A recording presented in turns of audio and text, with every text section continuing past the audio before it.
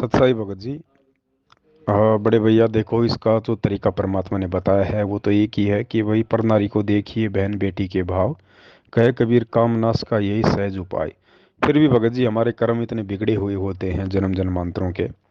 गुरुदेव के वचनों के ऊपर होके भी हमारी नज़रें उन माता बहनों पे कुदृष्टि की तौर पे चली जाती हैं। मालिक को भी पता है इन सब बातों का भगत जी। अब उसका तरीका तो वही है जो परमात्मा ने बता दिया भगत जी। परमात्मा का ज़्यादा से ज़्यादा सत्संग सुनना, परमात्मा से हर बार दंडवत करके प्रार्थना करते रहना कि परमेश्वर आप दया करो, दास के विकारों को हरो परमात्मा। परमेश्वर आपके अलावा और कौन है, कौन शक्ति है जो मेरे इन विकारों को हर सकती है। और फिर आप भी कोशिश करो भगत जी, मन कभी इधर उधर भागने का प्रयास करता है तो परमात्मा का कोई मंत्र जाप करना, परमात्मा का सत्संग सुनना, या परमात्मा ने जो बातें कही हैं उन पे विचार करना कि भाई मालिक कहते हैं भाई, जो परमेश्वर की वाणी है कि भाई जो ऐसी जो हरकतें करते हैं तो परमात्मा ने बताया 70 जन्म उनके जो जन्म है वो अंधे गधे के होते हैं, कुत्ते के होते हैं। और बाकी भगत जी यदि आपको अंदर से पश्चाताप भी होता है इन सब बातों के लिए तो ज़रूर परमात्मा रज़ा बख्शेंगे एक दिन, क्योंकि ये विकार इतने भयंकर होते हैं। इन विकारों से ब्रह्मा विष्णु महेश भी नहीं बच पाए। आप और हम तो दो कोटि के जीव हैं, लेकिन इस ज्ञान से, गुरु जी के आशीर्वाद से, और यदि हम टिके रहे इस मार्ग पे, यदि हम लगे रहे इस मार्ग पे, तो एक ना एक दिन परमात्मा जरूर हम पे धीरे धीरे दया बख्शना शुरू कर देंगे। लेकिन कोशिश हमने भी उतनी ही करनी पड़ेगी। और एक छोटा सा सत्संग परमात्मा का भेजता हूँ जिसमें संघर्ष करने वाली आत्माओं के लिए परमात्मा ने कहा है कि जिनको ज़्यादा विकार सताते हैं, विषय वासना ज़्यादा है, तो परमात्मा ने कहा कि और यदि वो भक्ति पे लगे हुए हैं, गुरु जी से समायाचना मांगते रहते हैं, परमात्मा को प्रार्थना करते रहते हैं, तो फिर गुरु जी कहते हैं कि वो विकार जो है परमात्मा नुकसान नहीं करने देगा। तो यहाँ परमात्मा कहते हैं कि कुरंग मतंग, कुरंग मतंग पतंग भरंग और सरंगा है इंद्री एक ठगो तिस अंगा। उन कहते एक एक विकार था उसमें मर गए, और तुमरे संग पांचों पर कासा योग युगत की झूठी आशा।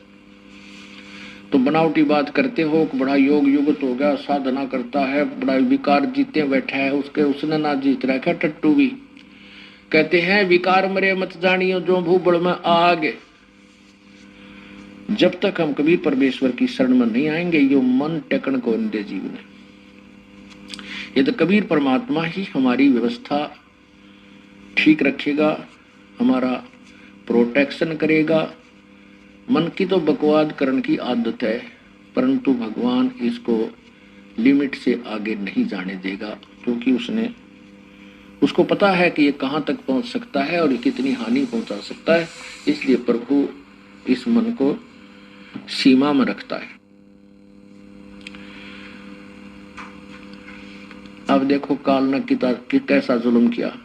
मनुष्य जन्म दिया तो पांचों बकवाद लगा दी।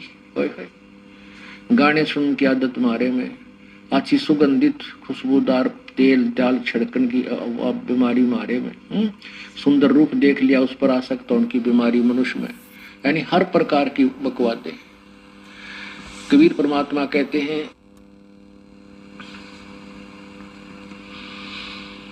कबीर कुत्ता 30 दिन रुत पे रहे उजास, कामी नरकुता सही ये 6 ऋतु 12 मास। परमात्मा ने मनुष्य को कुत्ते से भी बदतर जीव बताया है। कहते हैं कुत्ता तो 30 दिन ऋतु के ऊपर ही उसके अंदर उत्तेजना होती है विकारों की, और कहते कामी नरकुता से 6 ऋतु 12 मास। इस मनुष्य के अंदर ये भी विकार कोई समय ही नहीं दिया।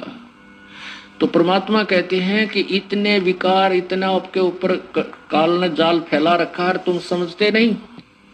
ये काल का एक सुनियोजित षड्यंत्र है। कबीर परमात्मा ने आकर के हमें बताया है। अब उन्होंने बता भी दिया है और हमें हमारा सहयोग नहीं देंगे तो हम यूजलेस हैं। जिससे ज्ञान भी हो जाए हम कुछ नहीं कर सकते, ना किसी विकार को कंट्रोल कर सकते जब तक परमात्मा की मदद, उसका अंकुश इस मन के ऊपर नहीं रहेगा। अंकुश रहेगा, उसकी मर्यादा में रहेंगे, इस नाम का जाप करेंगे, सुबह शाम दोपहर की सब अपनी क्रियाएं करेंगे और नेक नीति से रहेंगे तो परमात्मा इस काल के जाल से हमें बचाएगा। परमात्मा उस भगत को वो हद पार करने नहीं देगा, किसी न किसी कारण से परमात्मा उसको रोक के रखेगा। बाकी कोशिश हमने भगत जी करते रहनी चाहिए परमात्मा की दया से। और हर स्त्री पुरुष को हम कोशिश हर स्त्री को हम कोशिश करें माँ बहन की दृष्टि से देखने की। फिर ये धीरे धीरे की प्रोसीजर है भगत जी, एक दिन में ऐसा कुछ नहीं होता है, समय लगता है इन चीज़ों में। परमात्मा धीरे धीरे फिर ज्ञान के सुनते रहने से ही हमारे अंदर फिर धीरे धीरे परमात्मा रजा बख्शेंगे। सत्साई सत्साई भगत जी, मन में तो आएगा क्योंकि काल नहीं चाहता ना कि हम भक्ति करें, हम भक्ति पे टिके रहें, हमारी मर्यादा सही रहे। तो काल की तो कोशिश है, काल अपना काम कर रहा है। हमें भी तो परमात्मा ने ज्ञान दे रखा भगत जी, मंत्र दे रखे हैं, हम भी तो उस हथियार का प्रयोग करें। अगर काल अपनी रेंज का प्रयोग कर रहा है तो उसे काटने के लिए परमात्मा ने हमारे को मंत्र और सत्संग दिए हुए हैं। खाली मन में इन बातों का आना या ऐसे गंदे विचार आ जाने से जो है नामखंड नहीं होता भगत जी। मन में तो ऐसे विचार आएंगे आएंगे, क्योंकि पहले हम यही काम किया करते थे। तो मन के ऐसे विचारों को रोकने के लिए ही तो गुरु जी ने हमारे को ये जो है वो दवा दी है, सत्संग दिए हैं, हमारे को मंत्र दिए हैं, आरती दी है भगत जी। परमात्मा से हम प्रार्थना करते रहें, ये सभी चीजें उसी लिए तो हैं। नाम लेते ही कोई राजा हरिश्चंद्र थोड़ी बन जाता कोई एक बार में। धीरे धीरे इस भक्ति के प्रभाव से तो हम मन के ऊपर काबू पाएंगे। तो ऐसे विचार आ जाने से हमारे को चिंता नहीं होनी चाहिए ऐसी, बल्कि ये विचार करना चाहिए कि काल चाहता है कि मेरी मर्यादा ठीक ना रहे, मेरा नाम खंड हो जाए, मैं गुरु जी से दूर हो जाऊं, मैं ये गंदा काम कर दूं। तो माता बहनों के प्रति ऐसे गंदे विचार यदि मन में आ जाते हैं तो ज्ञान आधार से हमने डरना नहीं है, बल्कि मालिक के दिए हुए ज्ञान आधार से विचार करना है कि गुरु जी हमें क्या शिक्षा देते हैं कि भाई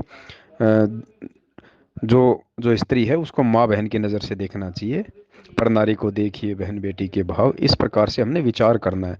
तो बकवाद तो ये करेगा लेकिन शांत भी ये गुरु जी के द्वारा दिए गए मंत्र और सत्संग और आरतियों से ही होगा भगत जी। सत्साई सत्साई भगत जी, कुछ समय के लिए ये सोच के देखो कि काश इस लड़की ने आपकी माँ के गर्भ से जन्म लिया होता, ये आपकी बहन होती, तो भी क्या हमारे आज इसके प्रति ऐसे ही विचार होते। तो कहीं ना कहीं हम दूसरे भाई बहनों को अपने भाई बहनों की दृष्टि से नहीं देख पा रहे हैं, इसीलिए मन में ये विकार उत्पन्न होते हैं भगत जी। क्योंकि देखो ये भी हो सकता है भाई इन्होंने भी नाम ले रखा होगा, और नहीं ले रखा है तो भी भगत जी, और आपने भी नाम ले रखा है, तो दोनों एक ही परमात्मा के बच्चे हुए ना भगत जी, तो आपस में भाई बहन का रिश्ता हुआ। तो मन को इस तरह से रोकना पड़ेगा भगत जी। और बाकी ये चर्बी है भगत जी, ये खाल हटा दो इसकी, इसकी सिर्फ ये चर्बी चर्बी हटा दो ऊपर की, बाकी इस लड़की को ऐसे रहने दो आप। इस लड़की की जो खाल है बस वो हटा दो, और खाली चेहरे चेहरे की हटा दो, और भी मत हटाओ आप कहीं की। उसके बाद आप मुझे इसके ऊपर आसक्त होकर दिखा देना। तो परमात्मा यही तो हमें समझाना चाहते हैं भगत जी कि बिष्टा जिनकी देह में वो मगन फिरे दिन रात। परमात्मा कहते हैं ना, बिष्टा जिनकी देह में, लेटरिन जिनके शरीर के अंदर भरा हुआ है, थूक लार गोबर भरा हुआ है, पेशाब मलमूत्र भरा हुआ है, हाड़ मांस लार भरा हुआ है, और काल ने उसके ऊपर ये खाल लगा दी, सिर्फ ये चमड़ी लगा दी ऊपर, और अंदर इसके पूरा गंदगी भरी हुई है, चाहे इंसान हो, चाहे स्त्री हो, चाहे पुरुष हो। तो भगत जी बस ये ज्ञान से हमने इतना तो हटाना है, ये आवरण ही तो हटा के देखना, और ये ज्ञान जो है इस आवरण को ही तो हटाएगा कि इसके अंदर है क्या। ये चमड़ी हटा के देख लो, फिर मुझे कोई आसक्त होके बता दो कि मैं इससे प्यार करता हूँ, मैं इसके लिए जान दे दूंगा। उस आड़मास के लिए फिर कोई जान नहीं देता। बस इतना सा अंतर है भगत जी, और ये अंतर हटाने के लिए अब तो परमात्मा ज्ञान देते हैं हमारे को। सत्साई सत्साई भगत जी, परमात्मा ने बताया जब हम सतलोक जाएंगे तो काल क्या करता है, जिस चीज में हमारी यहाँ पे आस्था रह जाती है ना, उसी से संबंधित चीजें वहां पे हमारे सामने ला के खड़ा कर देगा। जिस लड़की में आस्था रह गई तो उस लड़की का रूप बना के काल के एजेंट वहां पे खड़े हो जाएंगे आपको ठगने के लिए। अगर किसी लड़की की किसी पुरुष में आस्था है तो काल के दूत उस पुरुष का रूप बना के वहां खड़े हो जाएंगे। अगर किसी की दोनों में आस्था नहीं है तो वो क्या करते हैं, वहां पे जो अप्सराएं होती हैं, परमात्मा ने बताया 72 करोड़ अप्सराएं हैं, उनको वहां पे भेज दिया जाता है साधक को ठगने के लिए। तो 72 करोड़ अप्सराएं, और वो कितनी सुंदर हैं भगत जी। मतलब यहाँ की जो मिस वर्ल्ड होती है, मिस वर्ल्ड, वो उन अप्सराओं के पैर के नाखून के 100वें हिस्से के बराबर भी नहीं होती।